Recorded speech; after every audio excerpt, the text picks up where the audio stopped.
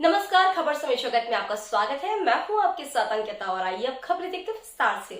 भोपाल राजधानी भोपाल के Minto hall में 1 और 2 जुलाई को C20 2023 समिट होने जा रही है। G20 के एक हिस्सा है C20। इसके अंतर्गत सिविल सोसाइटी का एक आधार है जिसमें हम देश विदेश में समाज की हर समस्याओं के बारे में बताते हैं। 2 दिवसीय समिट में 21 देशों के करीब 400 पार्टिसिपेट करेंगे। 4 देशों के एम्बेसडर भी शामिल होंगे। इस कार्यक्रम में 8 प्लानिंग सेशन भी होंगे। हर सत्र में 3-4 वक्ता होंगे। वहीं 20 सेवा योगी सम्मानित किए जाएंगे। इसमें एमपी के 8 सेवा योगी सम्मानित किए जाएंगे। हर बार अलग अलग देशों को इसकी अध्यक्षता मिलती है। इसका मुख्य उद्देश्य हर देश की सभ्यता और संस्कृति को देखने को मिलता है। क्योंकि संतोष गुप्ता जी ने और निवेदिता जी ने काफ़ी मुद्दों पर प्रकाश डाला ही है। मैं केवल 3 बिंदु कहूँगा कि जो इसका एक दृष्टि से मैं मानता हूँ कि गंतव्य स्थान है, एक इसका लक्ष्य है। पहली बात यह है कि ये सारे G20 के साथ साथ C20, W20, Y20 ऐसे जो विभिन्न एंगेजमेंट ग्रुप्स हैं, इन सभी का प्रयास और विशेष रूप में C20 का प्रयास ये है कि भारतीय चिंतन का कुछ न कुछ रिफ्लेक्शन, उसका प्रतिबिंब यहाँ पर जो मंथन हो रहा है उसमें से विश्व समुदाय के लिए उपलब्ध हो। तो इसी दृष्टि से कार्यक्रमों की रचना है और भारतीय चिंतन जो है इस विषय की ओर देखने का, वो इसमें से निश्चित रूप में निखर कर आएगा। दूसरा यह है कि हम सेवा को अपने कर्तव्य बोध से जोड़ते हैं और इसलिए यद्यपि इसमें फिलॉन्थ्रोपी ये एक विषय लिया गया है, मगर फिलॉन्थ्रोपी का उद्देश्य भी सेवा का भाव ये है और उस दृष्टि से विश्व में भी विशेष रूप में आज जो एक NGO-करण हुआ है सारे सामाजिक कार्यों का, तो उसमें प्रोफेशनलिज्म जरूरी होता है, मगर उसकी मात्रा जब बढ़ जाती है तब उद्देश्यों की जो पवित्रता है, प्रामाणिकता है, उस पर कुछ आँच आती है। तो ये न होते हुए भी हमें सेवा के संस्कार को आगे ले जाने के लिए बहुत सारी चुनौतियां हैं, बहुत सारे विषय हैं हमारे लिए। तो उसका भी एक आकलन इस तरीके की परिषदों के माध्यम से निर्माण होगा। और तीसरी बात यह है कि भारत, जब हम आत्मनिर्भरता की बात करते हैं और जैसे आपने देखा होगा कि विगत कई ऐसी आपदाओं में भारत अन्य लोगों के सहयोग के लिए दौड़कर गया है, चाहे कोरोना की त्रासदी हो या विभिन्न अंतर्राष्ट्रीय संघर्षों में फंसे हुए विश्व समुदाय के लोगों को वहाँ से निकाल कर अपने अपने देशों में पहुँचाने की बात हो। तो भारत एक दृष्टि से अपने वैश्विक कर्तव्य का और सेवा, जिसमें एक प्रमुख भाग है कि हम भी विश्व समुदाय का कुछ न कुछ उनके प्रति कर्तव्य बोध रखते हैं, इस भाव से हमने काम किया है। तो उसको भी हम इस परिषद के माध्यम से बहुत अच्छे तरीके से लोगों के सम्मुख लाएंगे। तो मैं मानता हूं कि विश्व में NGOs, वॉलंटरिज्म, इसके बारे में जो चर्चा चल रही है, उसमें ये भारतीय चिंतन प्रखरता से, प्रबलता से आगे लाने की दिशा में ये जो समिट है, सेवा शिखर सम्मेलन, ये कारगर साबित होगा। मुझे केवल इतना ही कहना है।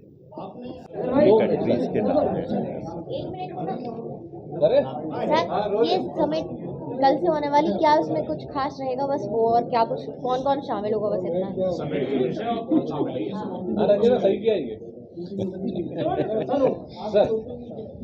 G20 की जो परिषद भारत में संपन्न हो रही है और उसके अंदर बहुत सारी गतिविधियां हो रही है, पूरे 1 साल भर ये सिलसिला चल रहा है। उसी के साथ साथ कई एंगेजमेंट ग्रुप्स की बैठकें भी हो रही है और ऐसे लगभग 17-18 एंगेजमेंट ग्रुप्स हैं। महिलाओं के लिए W20 है, युवाओं के लिए Y20 है। उसी तरीके से जो नागरिक समाज जिसको हम बोलते हैं, सिविल सोसाइटी, उसके लिए C20 नाम का एक एंगेजमेंट ग्रुप बहुत पहले से बना है, जब से G20 शुरू हुआ है। जैसे G20 की अध्यक्षता भारत के पास है, वैसे C20 की अध्यक्षता भी भारत कर रहा है और प्रसिद्ध सामाजिक और आध्यात्मिक नेत्री माता अमृतानंदमयी देवी इसकी अध्यक्षा है और उनके मार्गदर्शन में C20 का कार्यक्रम और उनकी गतिविधियां चल रही है। उसी के तहत सेवा के विषय को लेकर, सेवा, फिलॉन्थ्रफी एंड वॉलंटरिज्म, इसका मतलब सेवा थोड़ा जिसको हम परोपकार की भावना कहते हैं वो भावना, और साथ ही साथ स्वेच्छा कार्य, वॉलंटरिज्म, स्वयं सेवा, इन सारे विषयों को लेकर 2 दिन की एक कॉन्फ्रेंस कल से भोपाल में हो रही है। कल उसका उद्घाटन सत्र होगा, उसके बाद विभिन्न उप विषयों पर चर्चाएं होगी और अंतिम दिन यानी 2 तारीख को मुख्यमंत्री शिवराज सिंह चौहान इसका समापन करेंगे। मुख्य रूप में इसमें 21 देशों के, अगर मैं कुछ नाम गिनाऊं तो Bangladesh, Ethiopia, Afghanistan, Tanzania, Fiji, Lesotho, Turkmenistan, Indonesia, Sri Lanka, Guyana, Kazakhstan, ऐसे विभिन्न 21 देशों के लगभग 40 प्रतिनिधि इसमें आ रहे हैं और भारत के भी लगभग 250 प्रतिनिधि इसमें सहभागी हो रहे हैं। और जो भी हमारे देश का सेवा का क्षेत्र है, जिसमें स्वैच्छिक संस्थाएं भी है, जिसमें वॉलंटरी ऑर्गेनाइजेशंस भी है, कुछ जन आंदोलनों में जुड़े हुए लोग हैं, ये सारा नागरिक समाज इस विषय को लेकर इस मंथन में सहभागी हो रहा है। सर, राहुल गांधी जी मणिपुर गए। कई बार कभी तो जो एनजीओ है, जो संस्थाएं हैं, जो कई तरह के ग्रुप हैं, उनके राजनीतिकरण पर क्या कहेंगे या उनके जरिए राजनीतिक कामों को करने को लेकर क्या कहेंगे? ऐसा भी होता है, यद्यपि देखिए भारत में, और ये प्रश्न आएगा ये मुझे पूरी उम्मीद थी, मगर भारत में अगर हम स्वाधीनता के संघर्ष के इतिहास को जोड़कर देखेंगे तो राजनीति और सेवा हमेशा एक साथ चले हैं। महात्मा गांधी जी ने एक दृष्टि से राजनीतिक संघर्ष किया, मगर उन्होंने जो भी काम किए उसमें उनकी आश्रम संस्था जो सर्वोदय के लिए काम करते थे, इनका भी बड़ा महत्व था। और ऐसा देखेंगे तो लोकमान्य तिलक जी ने भी यही किया। डॉक्टर बाबा साहेब अम्बेडकर ने डिप्रेस क्लास मिशन चलाया, एक मिशन भाव से चलाया। तो मैं मानता हूँ कि तिलक जी से लेकर डॉक्टर बाबा साहेब अम्बेडकर तक सभी ने सेवा, वॉलंटरिज्म और फिर उसके अगले चरण के रूप में राजनीति ऐसा काम किया है। स्वाधीनता के बाद इसमें स्वाभाविक रूप में अंतर आना जरूरी था, वो अंतर आया भी, मगर आज हम तो अभी भी मानते हैं कि राजनीति का भी गंतव्य स्थान जनसेवा ही होना चाहिए। आज की दुनिया में हम एक ग्लोबलाइज्ड सोसाइटी में रह रहे हैं, वैश्वीकृत दुनिया है आज की, तो इसमें भारत का जो भी भारतपना है, मतलब हमारे संस्कार, यहाँ के मिट्टी का सुगंध वाली जो बात है, वो एकदम से बरकरार रहेगी अपनी जो मूल क्षमता है उसके ऊपर, ऐसा नहीं होगा। कई बार यहाँ पर भी विकृतियाँ आ जाती हैं, मगर अगर मूल इसमें कुछ फ़र्क है, अगर मैं एक छात्र के नाते इस विषय की ओर देखूं तो मुझे लगता है कि हमारे देश में, या जिसको पौर्वात्य दुनिया कहेंगे, ओरिएंटल वर्ल्ड कहेंगे, उसमें हमने जिन मानवीय मूल्यों पर बल दिया था उसमें सच्चाई, प्रामाणिकता, निष्ठा, परिश्रम, इनके बारे में हम बहुत अधिक महत्व देते गए, आज भी देते हैं और विश्व में कोई भी इसका महत्व नकार नहीं सकता, ये वास्तविकता है। मगर इसी के साथ साथ औद्योगिक क्रांति के पश्चात पोस्ट इंडस्ट्रियल रेवोल्यूशन एक दूसरी मूल्य व्यवस्था ने भी आकार लिया है, जो मुख्य रूप में पश्चिम में या अमेरिका में ज़्यादा प्रबल होती दिखाई देती है।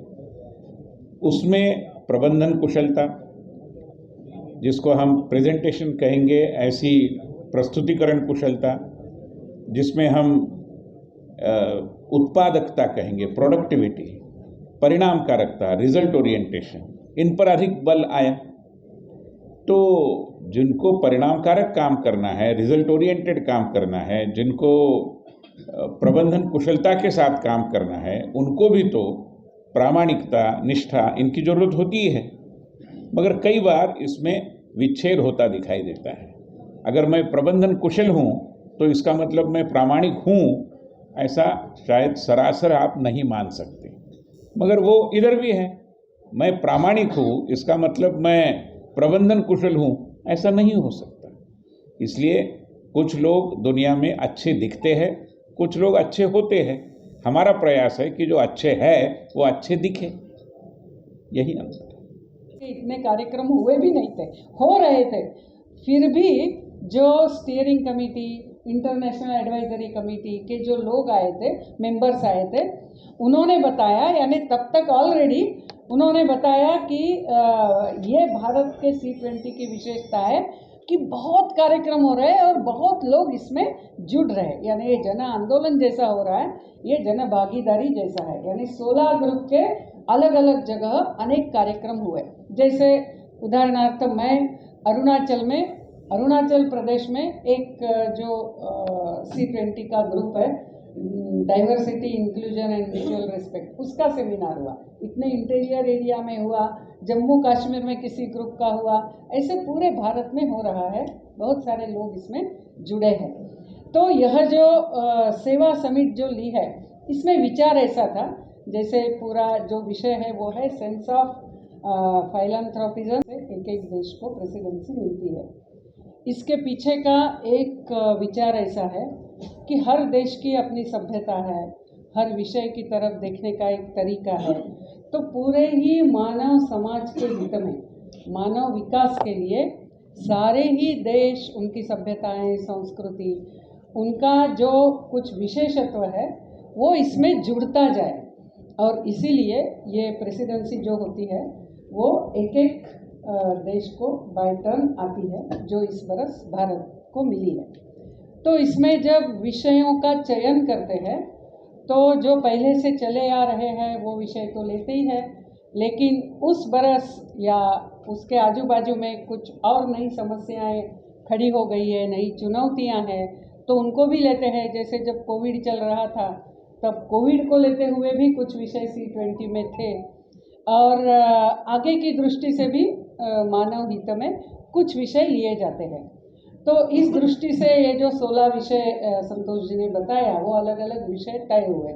अभी जो सेवा समिट कल से हो रहा है, तो इस विषय चुनने में यही एक विचार था कि सेवा का जो गहरा अर्थ है, क्या वो सिविल सोसाइटीज़ को, यानी अनेक कार्य करने वाले अलग अलग जो NGOs होते हैं, क्या इनके साथ वो जुड़ सकता है। जैसे C20 का जो इंसेप्शन सेमिनार हुआ वो नागपुर में हुआ, और उस समय कैलाश सत्यार्थी जो जिनको नोबेल ये मिला है, तो वो उसमें आए थे, और उन्होंने बोलते समय उनका पहला ही वाक्य ये बताया कि पहली बार C20 में जो कार्य हो रहा है वो आध्यात्मिक मूल्यों से परिचालित हो रहा है। First time the C20 work is being driven by spiritual values, ऐसा उन्होंने बताया। और ये सही है, यानी हर विषय का एक आध्यात्मिक पक्ष क्या है। खबर समेत जगत के लिए संवाददाता आदित्य सराठी की report. For latest news, subscribe to our channel